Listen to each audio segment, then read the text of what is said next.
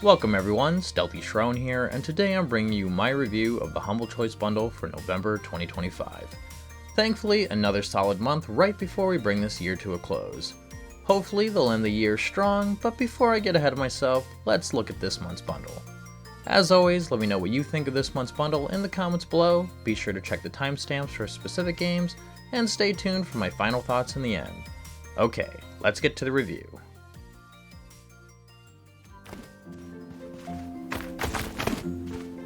We start off with another farming sim being Paleo Pines. Unlike last month's rather vanilla Pioneers of Olivetown, Paleo Pines is trying to shake things up a bit with the inclusion of dinosaurs. Of course, farming is a thing along with cleaning up the farm to even get started. However, other things don't seem to be present, like mining or fishing, in favor of exploration and the mechanics around taking care of the dinosaurs. The game world felt fairly spacious and hinted at other areas that I didn't have access to until I had certain dinosaurs. While it did feel a bit empty, there were wild dinos to encounter along with various plants to study and pick up. The graphics are quite charming and cute. Actually, it felt like it was pulled out of some sort of cartoon my 5-year-old daughter would watch.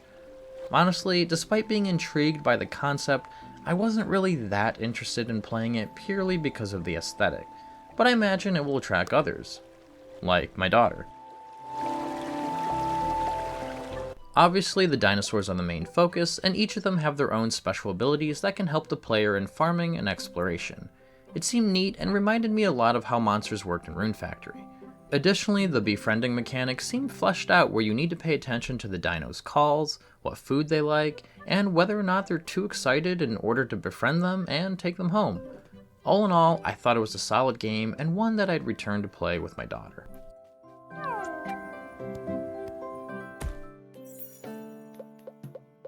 Spin Hero answers that burning question that everyone has: what if you had a slot machine in a fantasy roguelite? And, well, you get something that's kind of boring if you're anything like me. I mean, I can see why this might be fun for some. There's a bit of strategy in finding the right combinations of your icons, which determine your damage, buffs, and abilities. Also, you can remove certain symbols in order to tailor your build, which is nice. However, outside of that, all I did was make sure to hit the spin button and watch what happened. Actually, you don't even really need to spin it because you can set it up to auto, and the game practically plays itself. Very quickly, I found this game being something I walked away from in order to make dinner, and came back to click a couple buttons every now and again. I suppose it could be a game I play while cleaning, as that's something I do. Check out my most played games while cleaning video if you haven't already. But that would only be if I was interested in the game's premise, which I'm not. Outside of that, there's not a whole lot to say about it. You'll either like this game or you won't. And I don't really see myself coming back to this one.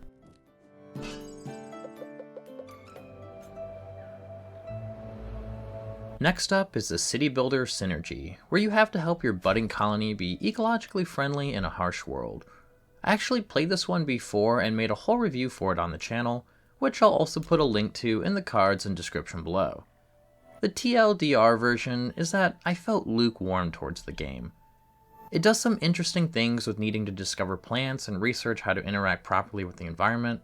Things your colonists do to their surroundings could greatly affect the ecology. Making sure certain plants people stay away from, or planting certain things together for additional benefits, or even just not destroying plants when harvesting from them. This is definitely Synergy's most unique idea to the genre. However, this system, along with just about everything else in the game, felt half-baked. Certain things seem rather pointless. I know there have been several updates since I last played, adding plenty of new maps, scenarios, and buildings, and other things. In my hour returning to this, I replayed the tutorial, and unfortunately, nothing about my time with it really suggested to me anything to sway my opinion. But make of that what you will. Perhaps there's more here now than what is shown in just a surface level examination. And actually, let me know if I'm completely wrong for any who have played the game. I really wanted to like this, but I just couldn't get into it.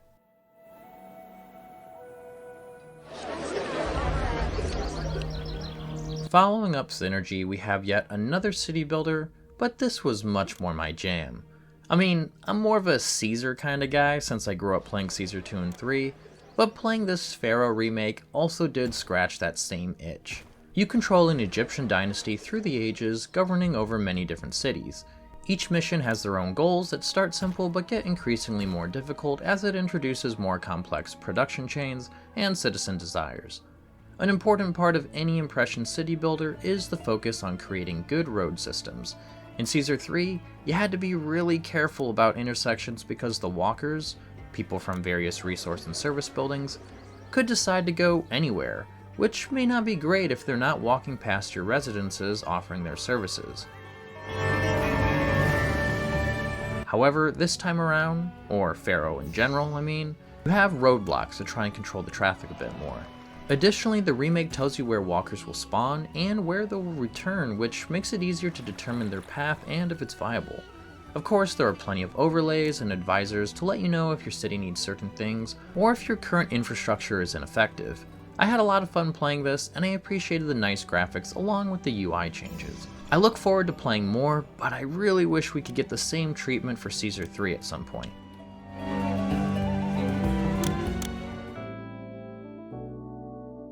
And speaking of remasters, we also have another remaster this month of the dungeon crawler variety with Etrian Odyssey HD. You control a guild of adventurers and party them up to explore an expansive labyrinth.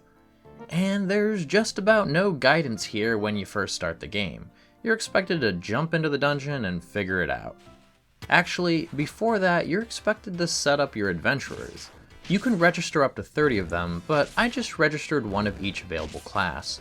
However, you can only bring up to 5 in a party when going adventuring, so I imagine this is to incentivize you to level up a slew of various members that specialize, or maybe there's advanced classes later on. One thing I really disliked is that it didn't tell you what they were when trying to set up formations.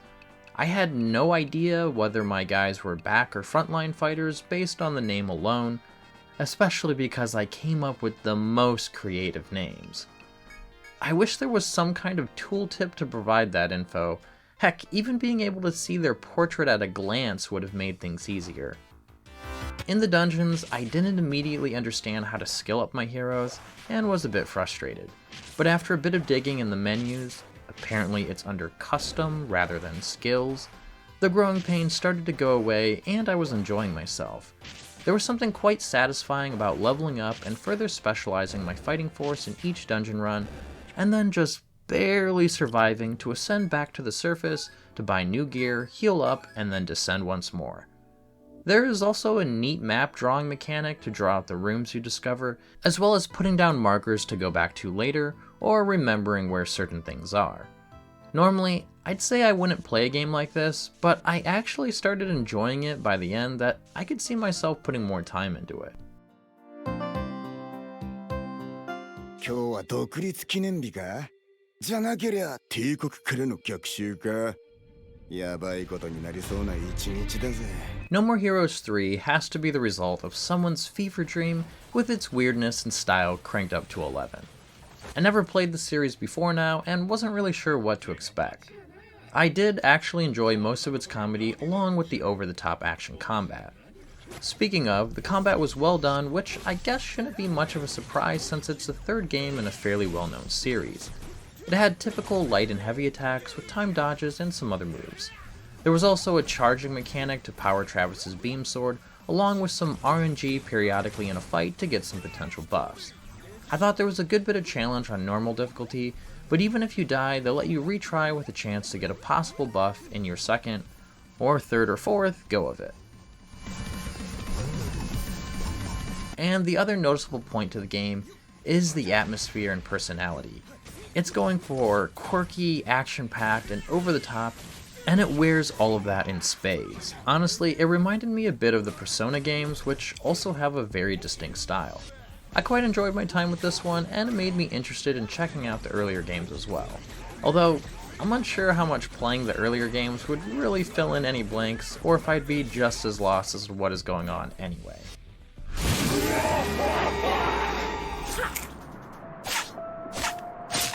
In the penultimate spot is Another Crab's Treasure, which was definitely the surprise of the bundle this month for me. I started playing and expected some sort of chill adventure platformer, but as I started playing there was a moment where I was like, wait, am I playing a Souls-like? And yes I was. Now, it's not exactly in the most traditional sense, if only because there is no stamina-based combat. Instead, everything is just based off of timing the attacks with the animations, and as long as you're careful, you can essentially spam attacks and continually dodge without having too much pause. But a lot of other trappings are here, with souls in the form of microplastics, a typical leveling system, bonfires in the form of shells, and enemies respawning every time you rest. And speaking of shells, the game plays up the nautical crab theme by having your armor be shells that you find, or even more creative things like this soda can or a banana peel. Further fleshing out your build are stowaways that provide additional buffs, and adaptations, but I never encountered one of those. I assume there are also different weapons other than the rusted fork I had. I really like this, and I thought it was a breath of fresh air to the grimdark Souls-like games we usually tend to get. It was creative and enjoyable to play, and there was even a bit of platforming that actually didn't feel bad, versus a FromSoft game where platforming is always the hardest thing over any boss. This is our darkest night. Can you not see Kislev suffering? Help us! Show me a sign! Answer me! And finally, we have the headliner for the month, which is Total War Warhammer 3, the supposed final game in this spin-off fantasy series, which brings an expansive campaign and tons of races, along with so many others if you shelled out tons of money for DLC and the previous 2 games in the series. But that, and any other horrible CA practices aside, how is the actual game? Well, as one would expect, you can't play a game like this and even come close to experiencing much in just an hour, but I tried my best. As someone who is a veteran Total War player, having played almost every game in the franchise, I, of course, started off with the prologue/tutorial because why not? I was actually pleasantly surprised with the overall narrative focus it had. I'm unsure how much of this extends to the game's main campaign, but it was appreciated here. Additionally, I thought it did a great job to ease new players into the franchise, and is probably one of the most accessible tutorials in the entire series. Obviously, the main appeal is the Warhammer Fantasy license. I played as Kislev in the tutorial, and while I did see some cool fantasy units, I didn't have access to much myself this early on. Definitely looking forward to playing an actual campaign in the future. Honestly, the true reason why I really wanted this, and I'm happy that I got it, is because of the Immortal Empires campaign. This is a massive campaign that spreads across the several overworld maps and includes every faction that has been introduced since the first game, as long as you own them. I own the first game, maybe some DLC, and obviously this game, but even that still offers me a ton of different options. Personally, I would have loved for CA to continue supporting Three Kingdoms, or even give us an Empire 2 for another try at that huge expansive map, but I guess this will do for now. I look forward to getting an Immortal Empires campaign started with a buddy in the nearish future. Okay, let's wrap this up and see if this bundle is worth it or not. I based my rating solely on whether I thought the game was worth playing on about an hour or so of hands-on gameplay.